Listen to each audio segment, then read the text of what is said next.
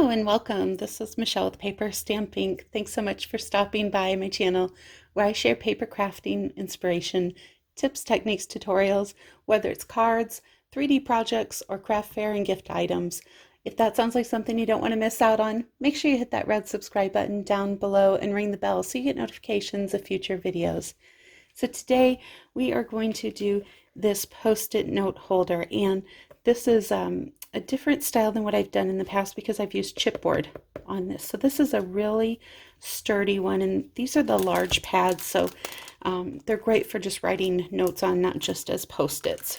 But let's go ahead and talk about the items. Well, let me show you the inside here real quick. So this is the inside, and it's just this post-it note pad, so anybody's gonna like that. And I love this paper. This is just so scrumptious.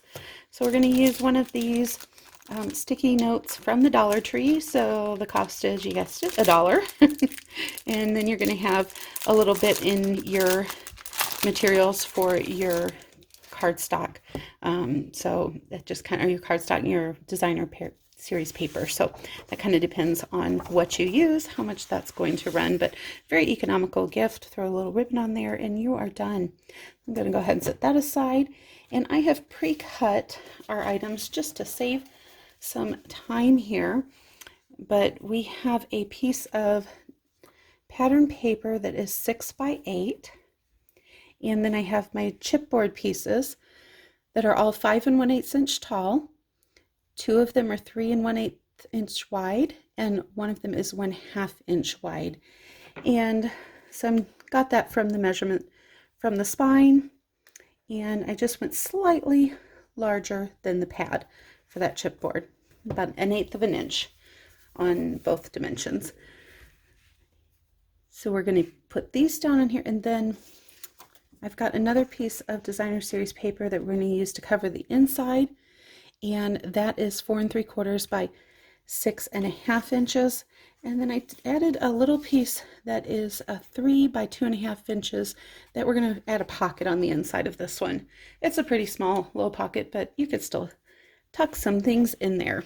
So one of the things to keep in mind when doing your chipboard is you need to make sure that you are leaving enough room for this to bend. So if you put these together, that has nowhere to go. So you, whatever the width of your chipboard, you want to have at least that much between your different pieces. And I don't like to go a whole lot more than that because I want a pretty tight fit. I don't want it kind of flopping around there. But this is about 1/16 inch, and so I'm going to go about 1/8 of an inch on the difference there, just so we have some good room between them, but they'll still bend. And I do find that for this process, the thinner pattern paper works better than the thicker. The thicker can possibly, you can do it, definitely. You just have to be a little bit more careful about having that, sorry, Cindy, you can't be up here. And a little bit more careful about having that split because it's thicker. So when you're bending it, you just need to take some extra precautions. So I'm going to go ahead on these and just use liquid glue when I put these down. And we don't need to get all the way to the edges on that because we're going to be folding this over. And I'm just looking to see that I've got a nice even border. Again, it doesn't have to be exact because we are going to be folding this over. So if it's not super precise, that's okay. The one thing you do want to make sure on your chipboard pieces is that they are the same height. That can throw it off a little bit. And you can really use whatever papers you like. I just tend to like to try and coordinate. I know some people don't worry about that, and honestly, when I do my junior journals and I'm using the yellow junior legal pads, I don't always coordinate with that, but for things like this, if I can, I like to coordinate the papers. And so outside has a little bit of that pink in there, and I picked this paper a little different than the first one because I gotta love me some purple. Always happy with the purple. We come in with our bone folder, and I'm just going to pull that through on the self-healing mat just to kind of get a little bit of a fold started in here.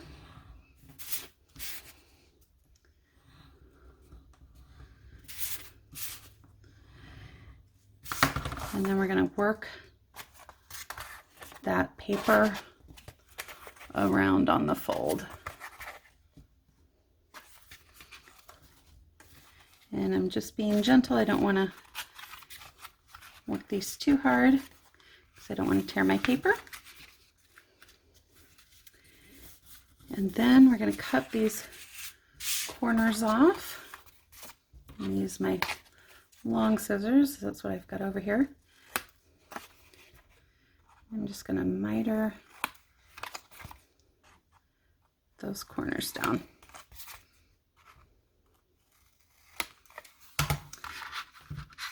And I do like to use some of the tear and tape on this just to have that extra strength of that tape on top of my adhesive. I'm going to do double adhesive on this. We're going to do the tape, and then we're also going to do some liquid glue.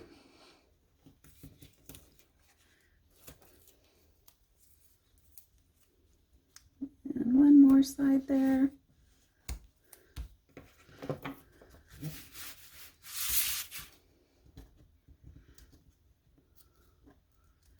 And I'm not sure where I've put my take your pick tool, so I'm going to have to do this the hard way. It's somewhere in my craft room. Anybody else have their craft room kind of explode sometimes when you're working on projects? I've been working on a few things right now, getting some new projects ready to go and to share with you guys. And I tend to kind of get everything out and not put it all away right away. And it's amazing the kind of stuff you can lose that's right under your nose when you do that. Give me a thumbs up if you're a somewhat messy crafter. I guess I'm kind of a mix though, because once I'm done with a project, before I get started on another one, I do like to pick up. It drives me crazy if it's too messy. Once I start losing things, I guess that's the point, right? That's the point where it's time to pick up. All right, so I'm just going to fold these all in. And we've got our liner piece, just making sure that that is going to be big enough before I adhere it down. I'm just doing a thin amount of liquid adhesive along those edges.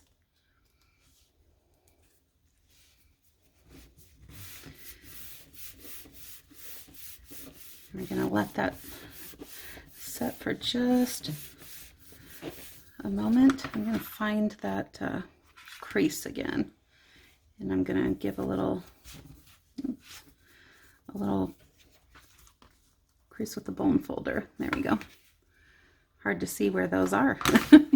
Some pretty busy paper. This pocket, I'm just going to come in. I could put it right on there as is.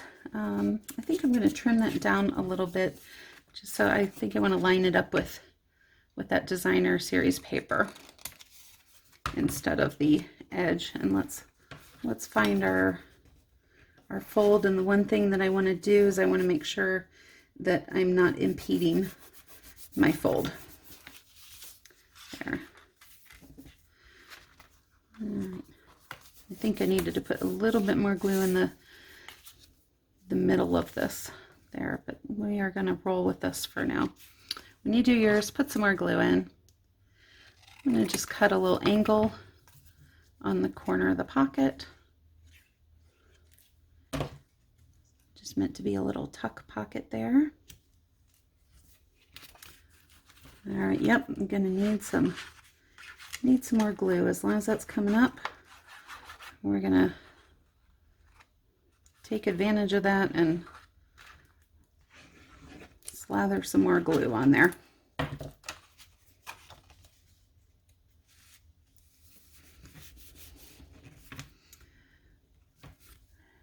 So I got some of the double-sided ribbon that was released, I think, with the holiday catalog, and this is just gorgeous. We've got our pretty peacock and our old olive, so it's a reversible style ribbon there. And let's go ahead and smooth this out and get our creases in there.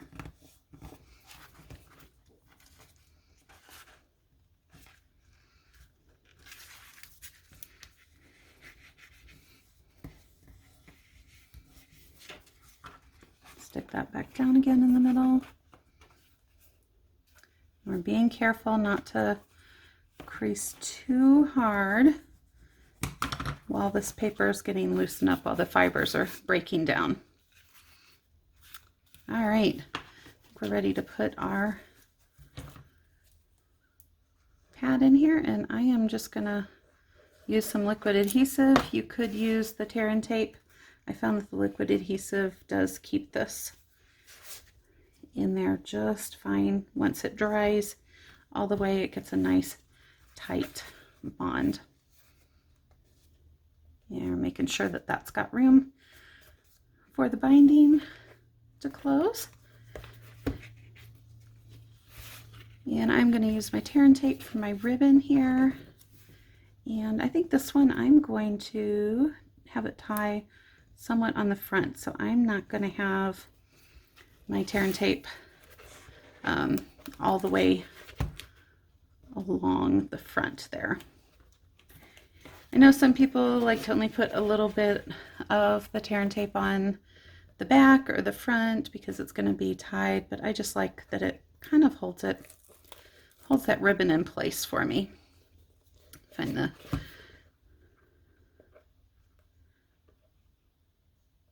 in the middle of the ribbon there. Set that down. Wrap this around. Actually, I wanted to go a little bit further over here. It's a good thing about this. It still gives you a little bit of wiggle room. So I want to have a little bit more of that ribbon coming around to the front because I like to leave myself a decent amount of room. And still not happy with that. Went a little too far the one direction. We'll get there. We'll get there. Almost there, I promise.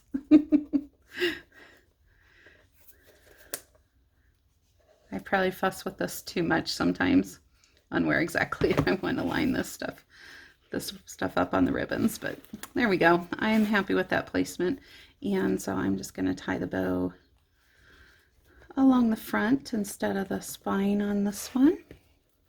Doing it slightly different than the first one. And pull that nice and tight. Then loosen it back up. And I love how you can see both sides of that ribbon. And we're going to give a little, not my best scissors for the trimming. Give a little trim here. Aha. There's the scissors I want. There we go. Much better. The right tools for the right job. That's why we have to have so many things in the craft rooms, right guys? And there is our little post-it note holder. Now you could go ahead and decorate the front up if you want.